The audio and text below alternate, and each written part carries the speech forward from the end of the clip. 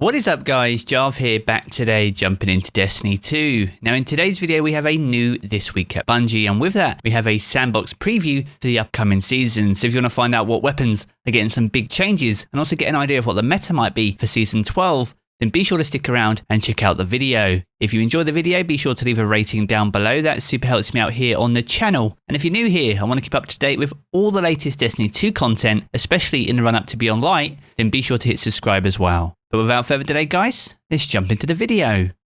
Now to kick off this week, we're going to first start off with some awesome Twitch Prime loot. If you have a Prime subscription with Amazon Prime through Prime Gaming, you can get some exclusive Destiny 2 loot right now. And this comes in the form of the Cryptomnesia Exotic Drop Bundle. Now as well as including some fan favourites, things like Ada 1's Lone Wolf Legendary Ship, you can also get this awesome Exotic Sparrow, which is very much themed around Europa and the upcoming DLC. So if you want to get a taste of the ice ahead of November 10th, then be sure to take advantage of your Twitch Prime loot and subscription and grab this bundle while you can. And once you've linked your Twitch account to your Bungie account, you'll be in a position to claim the rewards. I'll leave a link to the Twitch rewards page down in the video description below. But once you've redeemed this and claimed it, you simply head over to Amanda Halliday in the hangar at the tower, and she'll have this sweet exotic loot waiting for you. Now with that sweet exotic loot out of the way, it's time to jump into This Week at Bungie. Now to kick things off with a reminder of the story trailer they released earlier this week. If you haven't seen it, I'll leave a link to that video down in the video description below. It's well worth watching, and it gives an idea of some of the narrative surrounding some of the key characters that we're going to be seeing when Beyond Light launches on November 10th. Now from here, Bungie go on to some of the details around some of the sandbox changes coming in Season 12. Now 2 weeks ago, they began a conversation about sandbox tuning for Beyond Light. Armor modifications are getting some hefty changes, and these will range from anything from reloads to raids. If you missed those details, I highly recommend that you check out the TWAB from October 8th. But this week they're going to be focusing the shift on weapons and give us a preview of some of the changes that are coming in Season 12. Now the dev team go on to say that we'll be covering some of the changes coming to specific weapons and weapon families. For those of you who don't know much about the sandbox, each weapon has a specific frame that's also tied to its associated rate of fire. We've integrated both of these for some clarity, as many players default to rate of fire when talking about various weapons. So for example, aggressive hand cannons currently have a rate of fire of 110 rounds per minute. Now with hand cannons in mind, they're making some changes to give hand cannon subfamilies a little bit more diversity and more reasons to use each type. Now aggressive hand cannons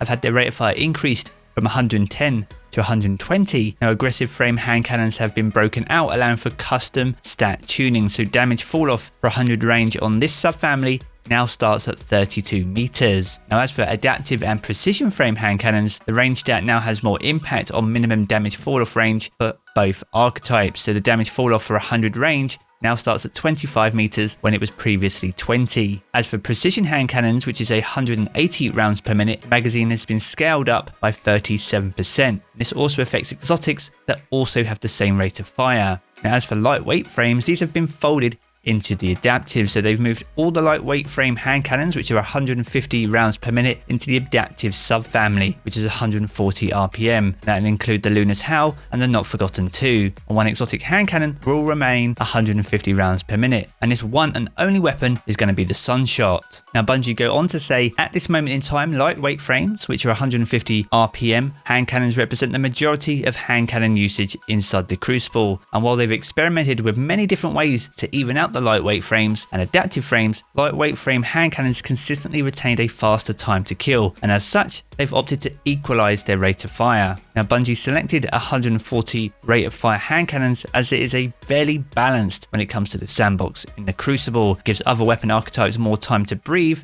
between shots and avoids an overabundance of hand cannons with faster time to kills than any other weapons. And they also pair nicely with up-and-coming changes coming to 600 RPM auto rifles, and we'll have more details of that later in the video. Now all in all, some interesting changes for hand cannons, some huge changes, so be sure to let me know your thoughts on those down in the comment section below. Now moving on from here, they go on to talk about sniper rifles, and they want them to feel powerful without being too easy to use and being over dominant. So with this, they've adjusted how aim assist is affected by sniper rifle zoom level. So lower zoom scopes have less aim assist and higher zoom scopes will have more. Scopes will have around 50 zoom will remain unchanged. So the lowest zoom scopes will have a large reduction with their aim assist cone angle, and the highest zoom scopes will have a small increase overall. Now as for auto rifles, in Season of the Worthy, the adaptive archetype, which is a 600 RPM, was given a buff. So with that being said, that's been pulled back a little bit just to keep it in check with the other auto rifle archetypes. So with the adaptive frame, the damage per bullet has been reduced from 15.75 down to 14.25. And prior to Season of the Worthy, the damage per bullet was 13.75. So it's still dealing more damage, but it's a slight nerf compared to what we had back in Season of the Worthy. Now, as for scout rifles, these have a reasonable time to kill and can't be adjusted too much without making them over dominant in the battlefield, so they're making them a little easier to use. So they've increased how much each point of the aim assist stat widens with the aim assist cone, and at maximum the aim assist cone is now 15% wider. So with that being said, scout rifles are most definitely going to be a little bit easier to use and be a little bit more forgiving when it comes to aiming for those precision shots. Moving on from scout rifles, we move on to rocket launchers. So these heavy weapons have currently had very low ammo reserves, so they're adjusting this slightly, but expect Bungie to take another look at this in a future season. So they've increased the reserves by 1 or 2 rockets depending on the inventory stat. So that rounds out all the changes summarized within the weapon archetypes. From here, they go on to move on and discuss specific weapons or perks. Now, with this in mind, they start off with Outlaw, so the reload speed increase felt insufficient with certain subfamilies and combinations of role, for example, aggressive frame hand cannons. So with that in mind, they've increased the reload stat from plus 50 to plus 70. Now, from here, they talk about specific weapons individually. So they start off with Merciless, and with this, they've increased the inventory stat from 36 to 55, and this will increase the ammo reserves. Now, as for Mountaintop, there's been a ton of feedback that Mountaintop feels a bit over the top when it comes to Crucible, and this pinnacle weapon has had some time to shine, so it's time to take it down a notch for this season. So the specific pain points that they reference is the one-shot body shot with infinite range, the quick and easy cleanup of wounded guardians even around corners, deals high splash damage and rewards players for inaccuracy, and the perfect in-air accuracy allows airborne guardians to rain down death. And there's not too much grounded guardians can do to respond to that. Now, it's with those key points in mind, they've reduced splash damage by 33% and increased impact damage such that the total damage is 5% lower than it was before. They've reduced projectile velocity multiplier from the micro missile perk from 1.4 down to 1.2, so it's now 20% faster than other breach grenade launchers instead of 40%. They've also reduced the in-air accuracy, so it has significant projectile error while you're in the air, around 7 degrees without an Icarus grip mod, which is substantially reduced if you have one equipped. So some much needed changes there, especially considering all the feedback on Mountaintop, but be sure to let me know your thoughts on those changes down in the comment section below. Now from here, they move on to Fallen Guillotine. So our beloved sword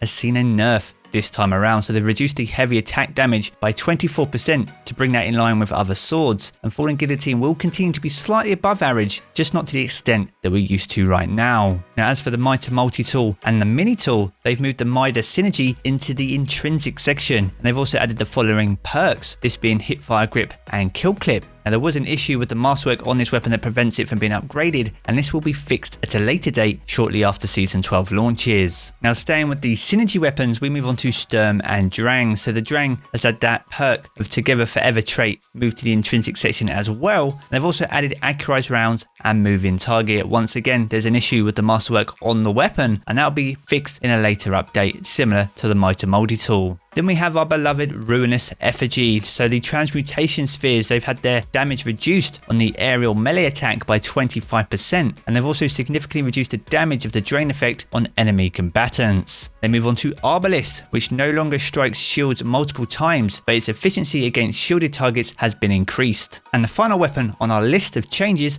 is Jade Rabbit, so armor piercing rounds has been swapped for high caliber rounds, and this fixes an issue that would prevent the exotic perk from triggering. So many changes there, so be sure to check the TWAB to recap on some of those changes. But have any of your fan favorites been affected by the changes that we've mentioned so far? If they have, be sure to let me know your thoughts down in the comment section below. Now from here they go on to Adept weapons, so our beloved Trials weapons. So beginning in Beyond Light, all existing Trials weapons will have Adept versions. The intent here is for all new Trials weapons to have Adept versions in the future, with the infusion caps matching the season they were introduced. The first round of Adepts, their infusion caps will be set out of that of the Season of the Worthy, and additionally they'll also be introducing Adept weapon mods into the sandbox within Beyond Light, which can only be applied to the Adept weapons themselves. So Masterworking and Adept weapon will grant additional stats. You get +10 for the primary stat as usual, and then +3 for any alternative stats. Now Adept weapons can also use either a standard weapon mod or the new Adept weapon mods being earned when going flawless. So a unique Adept shader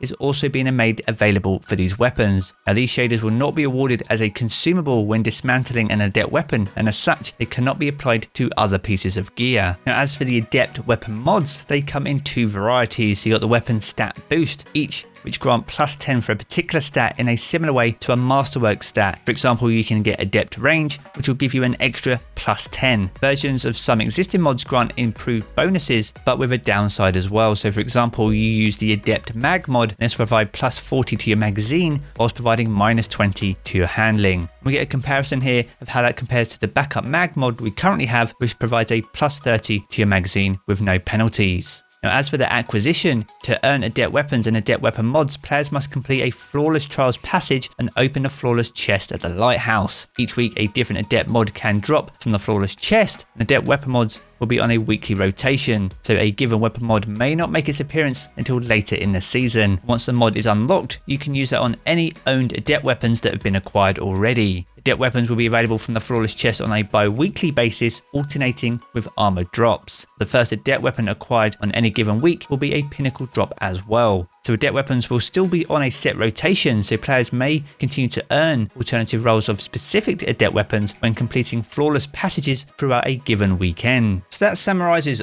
all the sandbox changes coming, not just to normal weapons, but also a lot of the trials weapons and how Adept weapons and mods are going to work when we land in Season 12. But be sure to let me know your thoughts on all those changes, good or bad, down in the comment section below. And to wrap us out this week, they provide some details on some of the titles that with the start of Year 4 on November 10th, certain seals and their associated titles will no longer be available to earn, so players will need to make sure they have them unlocked and equipped before this date to guarantee that their completions are recorded on their accounts. And this includes the Shadow title, Reckoner, Blacksmith, Wayfarer, Chronicler and Forerunner. So you'll need to make sure you have them unlocked and have equipped them in order to make sure they're recorded on your account. Now to round out the TWAB, they do provide some more details on how bounties will work going into next season, but there will be more information in next week's TWAB. So most of your bounties will stay intact, but any bounties tied to specific seasonal activities or content which is entering the Destiny content vault will be removed on November 10th. So an example of this will include any Black Armory, Gambit Prime or Festival of the Lost bounties will not carry over. Additionally, any bounties that grant progression towards Infamy or Valor may negatively impact your powerful rewards, and these will be limited to season of arrival power levels. So Bungie's recommendation is to go ahead, claim those bounties